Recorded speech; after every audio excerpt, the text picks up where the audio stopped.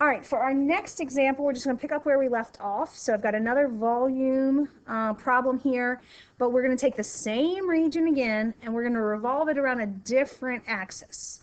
All right, so my region hasn't changed, but I'm revolving it around the x-axis, okay? So you have to understand that when you draw your radius, it has to go through your region, has to go completely through your region, but it also has to touch the axis of rotation, okay? All right, so I'm rotating it down here this time. All right, if I were to kind of draw the other half, like flatten it out and draw the other half, it would be down here. And you can see that there is definitely gap. There's places where it's not shaded, okay? And so that's when you need a washer. And remember, that's just a circle with a hole in it, like a donut. And so when you go to find the area of a washer, you need a big radius. Well, let me do it this way, because it's two circles. You have a big circle, and then you have the little inner circle that you need to take away. That's the hole, right? And so the formula for the area of a washer looks like this. So when I go to find the volume, I need to integrate that area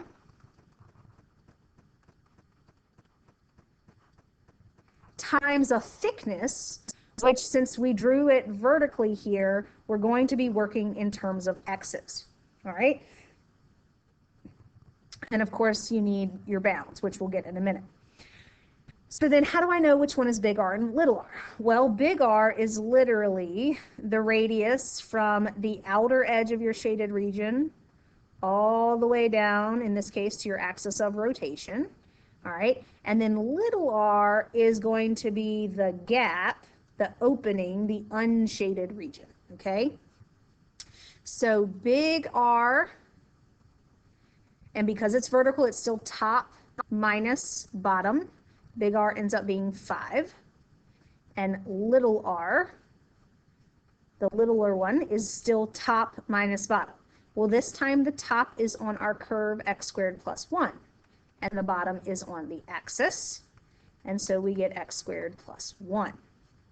All right, so let's go fill all of that in.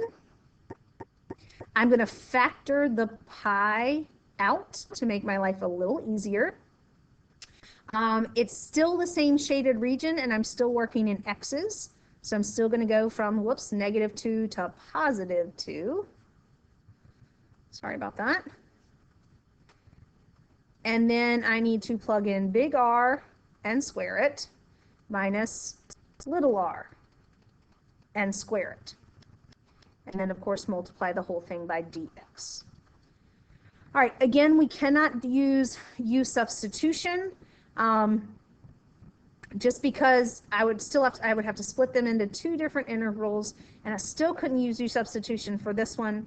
So the best thing I can do is take a few minutes to simplify this, square this binomial out, and then distribute the negative and combine like terms, okay? So what you should end up getting, and you should take a minute and try it on your own, okay, is, let's see, we're going to end up with a 25 minus 1 is 24. And then again, it doesn't matter what order these are in, minus x squared minus 2x, or excuse me, minus x to the 4th minus 2x squared. So that is the polynomial that you are going to be integrating, all right? And it's just, you've got some power rules, right? You need to keep the pi, and then you've got to apply some basic integration rules. Okay, and then you're going to have to plug in your bounds. And to save us some time in the video, I'm going to leave that part to you. I do strongly encourage you to practice doing it without a calculator, even though it does get a little complicated. But here is what you should get. 1,088/15 times pi. Okay? All right. I've got another one for us. I'm going to pause the video to write in the problem, and then we'll come back and keep working. All right, so for my next problem, I want to find the volume of the solid generated when the same region, so I drew my region again, is rotated around the y-axis. I want to rotate it around the y-axis. All right, so this particular region, it does go, it's already on the other side of the y-axis, but I'm going to get the same volume when I revolve this around as if I only had this half. Okay, I wouldn't get the same volume, all right, because the radius is still going to be a circle that fills up that space, and the radius is half of the circle, okay? And so even though I do have my shaded region over here, the radius can still only go through, like it still has to touch the axis of rotation, okay? If I went all the way across, then I would really be looking at a diameter. So the radius is going to be half of that. Again, it has to be perpendicular to the axis I'm rotating it around. So what makes this one even more different is that it is now a horizontal radius. But this region is closed. There's no gaps when I rotate it, so I am going to be able to use a disc. All right, but because I am going horizontally, all right, and we looked at this earlier, you're going to have to take your function, and notice you got to figure out which side of the function you're on. Of course, we could have drawn it on the other side. It doesn't really matter. But you're going to have to solve for x, because when you set up your integral, it's going to have y's in it. Okay? And so you have to solve for x. And when you go horizontally, all right, your radius has to be, just like the length, right minus left, okay? And so the radius here, the right, all right, is on the curve. It happens to be in the first quadrant, so it's on the positive square root. And the left is on the x-axis, which is, or excuse me, the y-axis, which is x equals 0. So we're going to get to subtract 0. And now I have everything I need to set up my integral. I know I'm going to factor out a pi. I need r radius squared dy, but then that means I need my bounds as y values. Okay, so I need y values for my bounds. So I need the lowest y value and the highest y value of my region. Okay. And so now we have everything we need. Now this one works out pretty nice because can't do u substitution because this one isn't really simplified yet. And a square and a square root, right? A square and a square root simplify each other. All right? And so they cancel each other out. And then this is all I end up integrating, which is super nice. Okay? And so don't forget to hang on to your pi. Fill in with your power rules and your constant rule, and then plug in your bounds. Okay? So let's see. I'm going to factor out my pi. And let's see. 25, 1/2 times, so 25 halves, minus 5 when I plug in 5. And then I'm going to subtract and plug in 1. And to make this a little bit easier on myself, when I go to simplify it, I'm going to combine the pieces that already have a common denominator. So 25 over 2 minus 1 over 2 is 24 over 2. And then negative 5 minus negative 1 is minus 4. All right, 24 over 2 is 12. 12 minus 4 is 8. And I'll move the pi to the back, and I'm done. My volume is 8 pi. All right, so we're going to, sorry, All right, so the last problem was 8 pi, and I paused the video so I could go ahead and write the next one. So we're going to keep moving. And for the next two examples, we're going to be using the same region, but it's going to be the base of a solid. And so that means it's like the bottom, and the solid is basically coming out at you three-dimensionally, okay? And I'm going to tell you, all right, what shape a cross section makes. So like if I were to slice into it and open it up, what shape would I see? All right, and then we're going to use that shape instead of a circle because we're not rotating it. All right, we're going to use that shape to come up with our volume, okay? So again, same region, but now it's the bottom, all right? So like, yeah, that's the bottom of whatever solid we're looking at. That's the base. And this particular problem says each cross section perpendicular to the y-axis is a square. Okay, so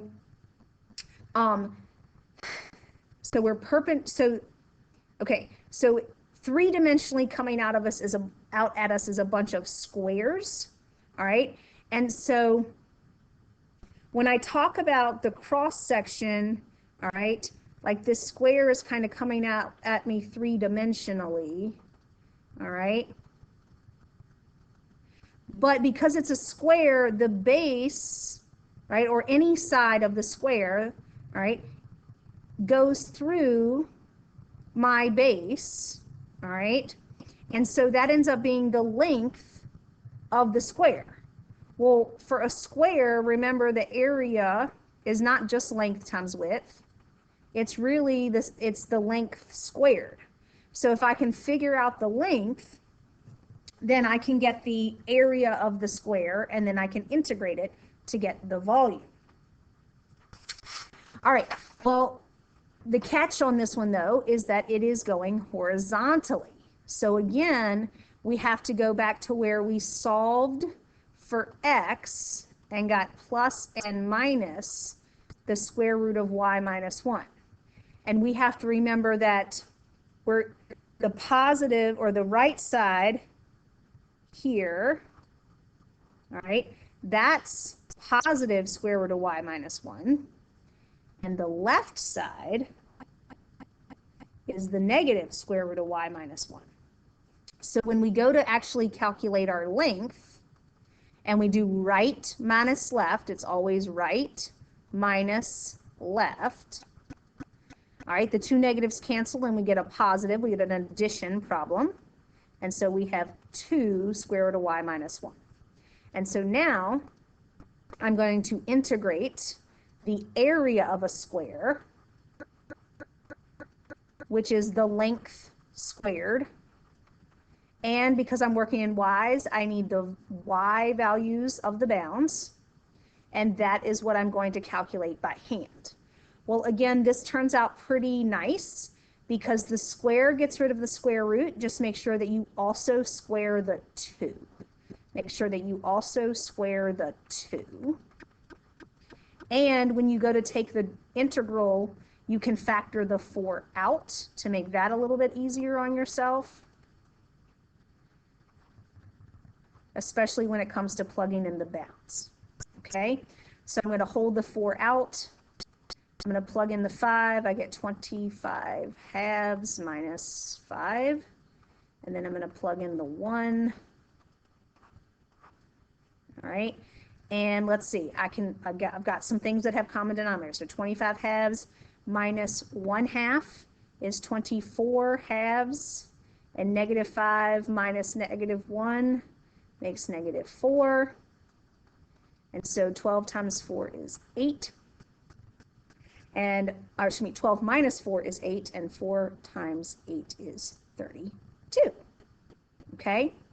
And if you compare that to the last one we did, all right, you'll see that we actually ended up integrating the same exact thing. The constant just happened to be a pi in front, but everything else was the same. And so we should have gotten exactly the same thing with a 4 in front. And so instead of 8 pi, we had 8 times 4, which we could actually work out.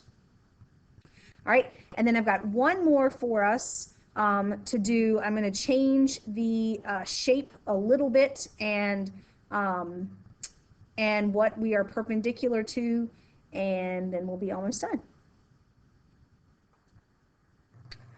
All right, so for our next problem, we've got the same region. We're saying again that it is the base or the bottom of a solid, so it's kind of coming out as three-dimensional, and each cross section is perpendicular to the x-axis, and it's a rectangle whose height is 3 times the length of its base, and the base is in the closed region. Okay, so when we draw this length, the length of the rectangle is in the closed region, and it's the part of the shape that is perpendicular to the x-axis. Now, because we're not rotating it around the x-axis, we don't actually have to touch the x-axis. We just have to be perpendicular to it. So that's going to be the length of my rectangle. And I'm going to calculate it by taking the top minus the bottom. And because it's vertical, I can work in x's again. And we've done this a couple of times. We end up with 4 minus x squared. Now, what do we know about the height? We know that it's 3 times the length. And then to find the volume, okay, we need the area of that rectangle. We need to integrate the area of the rectangle. Well, the area is length times height, which, let's see, is going to end up being 4 minus x squared times another 4 minus x squared times a 3.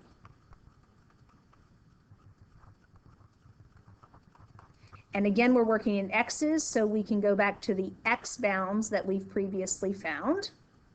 All right, and we can certainly factor out the 3 if we would like. Okay, now this is one that we integrated by hand earlier. You can go back and look at your notes. We already integrated, and I wrote it wrong again, from -2 to +2. 4 minus x squared squared. We had to FOIL it out, do a bunch of power rules. We figured out how to add up all those fractions by hand, and we ended up with 512 over 15. The only thing here is that we have to multiply it by the coefficient of 3, as opposed to earlier, we multiplied it by the coefficient of pi, okay? And so then the 3 and the 15 can reduce a little, and the final answer here is 512 over 5, okay? Now, there is going to be a practice for you to do, like a practice assessment for you to do in Canvas, but you can also go back to the area and volume questions that I already assigned in Delta Math, and if any of them have really nice bounds, okay, then you can practice doing them by hand.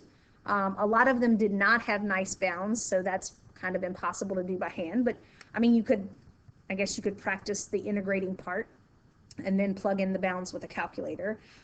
There's also a ton of practice in the textbook, okay? Textbook practice. And I encourage you to take a look at odd problems so that you can check yourself. But like area is on page 442. You can look at any of the problems 17 through 41, okay? And then volume, that's on page 453, or at least starts on page 453. And if you look at anything 1 through 17, and then 33 through 35, odd, those should be good practice for area. I'm not saying you have to do them all, but you might want to take a look at them, because none of these had multiple regions, but sometimes your shape, depending on what happens to it, or I don't know, maybe one of your curves looks like this, and then I'm trying to think, maybe I don't know, another curve looks like that. And so you end up with 3 enclosed regions, okay? And you would actually have to set up 3 different integrals for that. And you would have to find all of the places where they intersect so that you can do an integral for each individual region if you're trying to find the area. To find the volume of something like that, I'm not sure that you would actually be asked to do anything that complicated. But it is possible that you may have to split things up into 1 or more, or excuse me, 2 or more regions.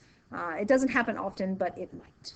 Okay, so that should give you plenty of review on area and volume, and you can even go back and look at the other problems that we actually did when we first learned area and volume and see if you can do any of those by hand. All right, so that's it for our asynchronous day lesson. Remember, you are going to have to submit photos of your notes to get credit for being, to be counted present. But actually doing the practice worksheet or practice assessment thing, that you just need to bring it to class with you on Tuesday.